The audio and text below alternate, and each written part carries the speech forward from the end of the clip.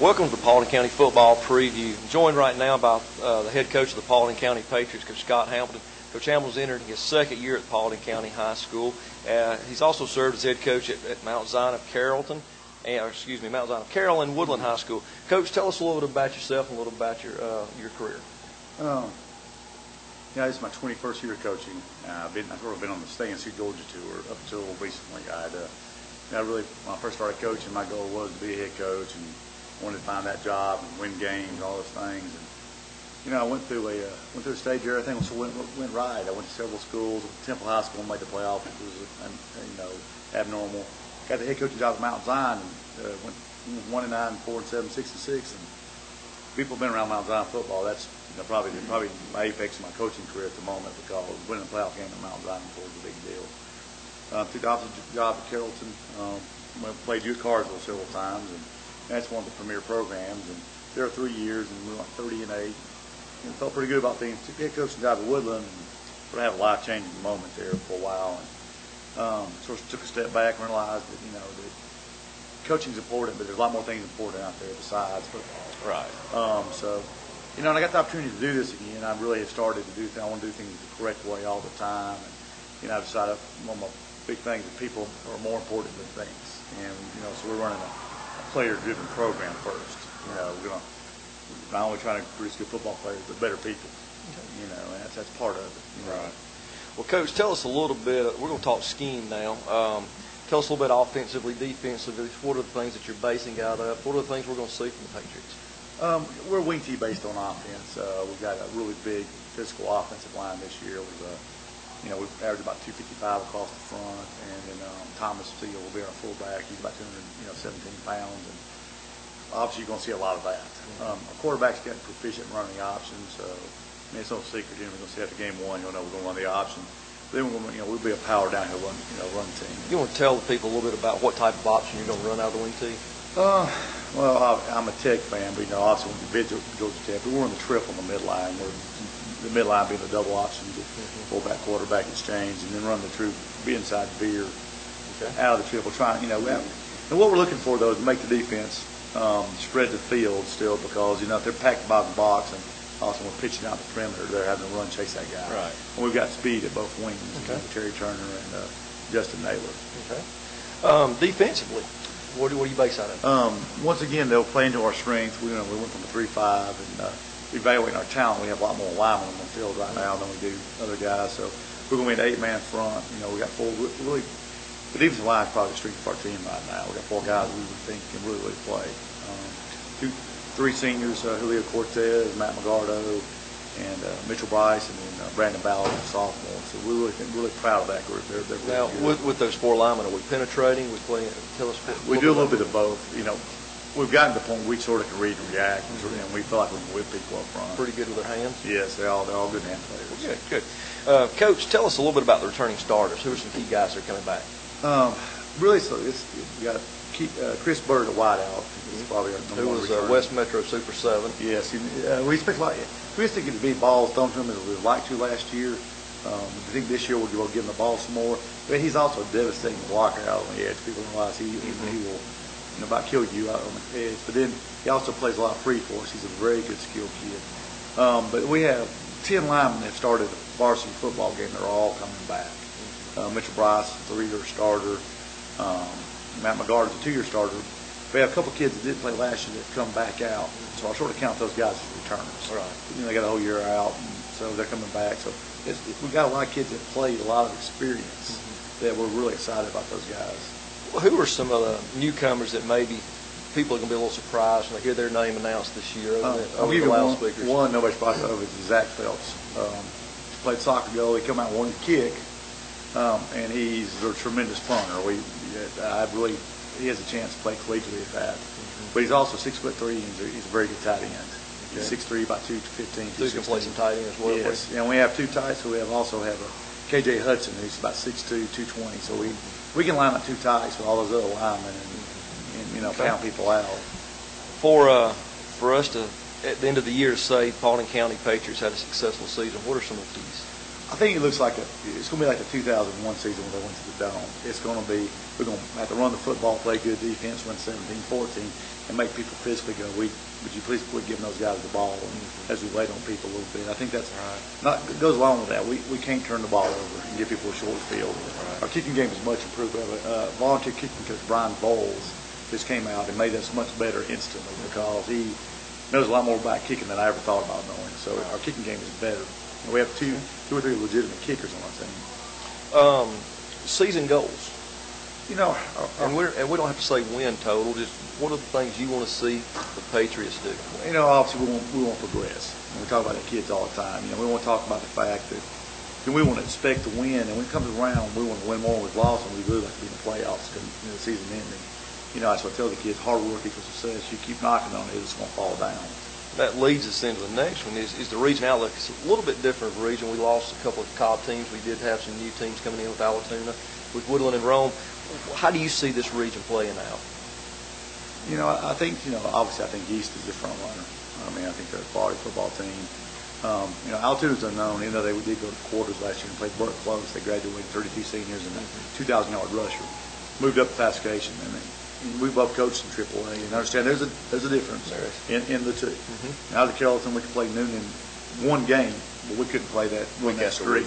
Yes, we'd have taken a beating. After that Noonan game, we were the walking wounded for 2 weeks. Right. You know, they were still ready. We'd play them again next week. They know we beat them 2 out of 3 years. They'd have beat us the next week. You know, and then I think that Hiram has, they return a lot of kids. I think they're a strong team. I think it's the same teams as always. You know, where we're trying to bump up that thing. You know, we made progress last year beating in games. Now we want to turn that. You were there to solve those games.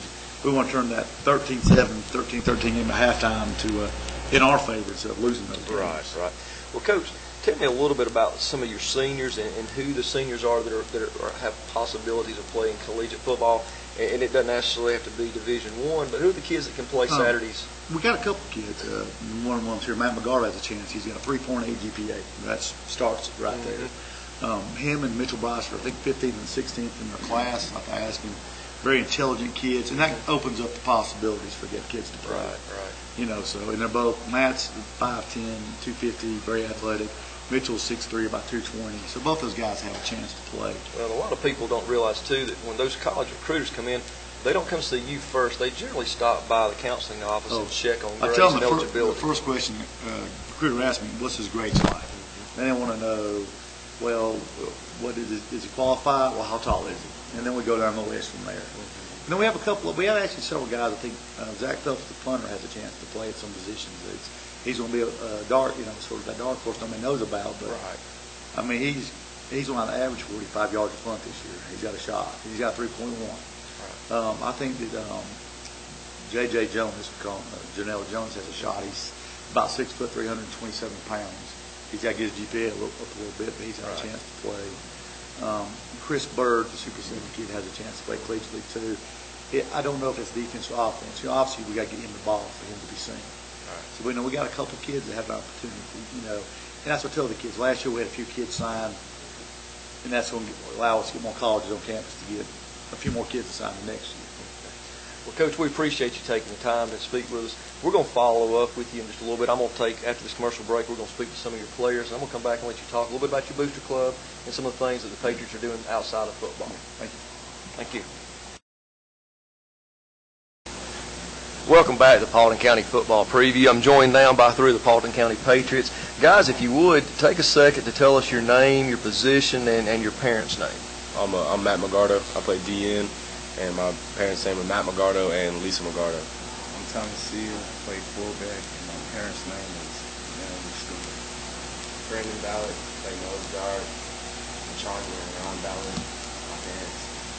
Guys, we want to make sure we give you your parents a little plug there because, for years they've sat on bleachers and watched games and driven you to practices and picked you up. So they've made a lot of sacrifices to get you to this point, so we appreciate all they've done. Guys, tell me a little bit about the summer and what took place at Paulding County High School to prepare for this year. It was rough. Really hard. A lot of work, a lot of hard work. Compared to last year? 10 times harder. 10 times harder? Yes, sir. Okay, tell me some of the things that you were doing.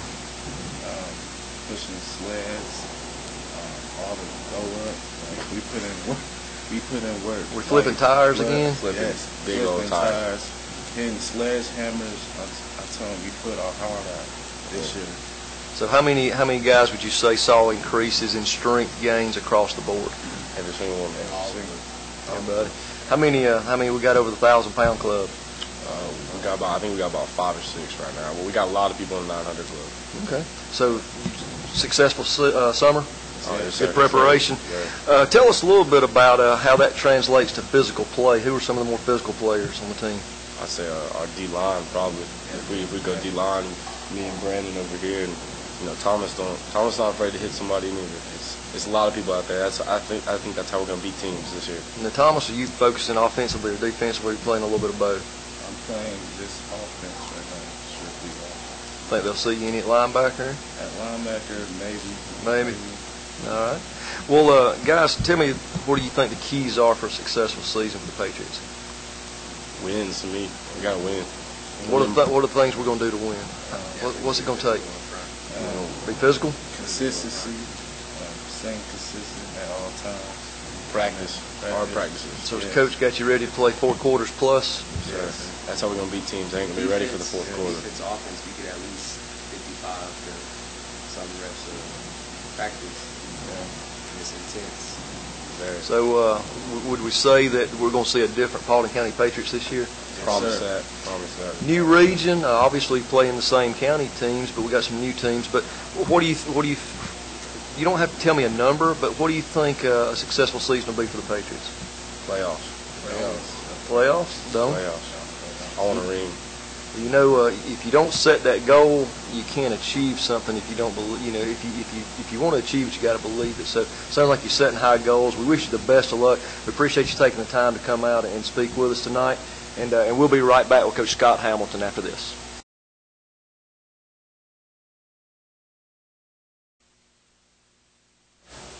Welcome back to the Paulding County Football Preview. Coach, I enjoyed talking to your players right there, a good bunch of guys. Right now I'm going to let you talk a little bit about the support group that you had. A lot of people don't understand that local money and state money does not fund athletics. Athletics are funded through ticket sales and community support through your boosters. So tell us a little bit about the Booster Club at Paulding County, some of the things they have going on. Our Booster Club has really improved since I've been there the last few years. You got more parent involvement. I think up to this point, talking to Jamie Youngblood, our Booster Club president, I say we've raised about $59,000 this fiscal year. So that's impressive. Heading in the right direction. We did things like we're involved with the Paulding Cup. You know, we have a rotating jamboree in the county. It's our turn thing. We had 12 teams there. Not like 12. We had 36 rec teams on the field. We were there about 12 hours. Well, our Booster Club's there. They worked concessions. The kids came and held the chains. Right. It was a good day for Paulding County High School. 4,000 people on campus, and we really came off without a hitch. A lot of confidence from our kids holding the chains. Our Booster Club. I think we sold over $12,000 in concessions that day. So, and to me, that's part of doing it. Since obviously New Hope is now allowed us. Now the New Hope Patriots. Okay. No That's a longer new thing. That is a brand new thing. They've been the New Hope Eagles forever. Brent Hump and Michael, I forgot the name of the guy's name. Michael Gregory, the head of the rec department, got together, and they're really instrumental in getting that done. And New Hope made a commitment to us. Me and my kids worked a youth camp there for them, and I think that's the first time Paulding County's been out in the community in a very long time. Right. It's been very, very good. Also, we're going to run a silent auction here in the spring. We've got a lot of signed items, anything from Joe Namath footballs to, this guy recently had a ball signed by most of the University of Georgia players we can't sell. We got to hold up for a few years with the NCAA regulations. Right, until they have all graduated. Right, exactly. Thank you, Christine Conley, for getting that done for me. This great lady. But, our Booster Club really does a lot of things out in the community. We also, as a program, do things. We eat at the local church every Friday before football game. Me and Coach Reynolds get on the bus, we drive.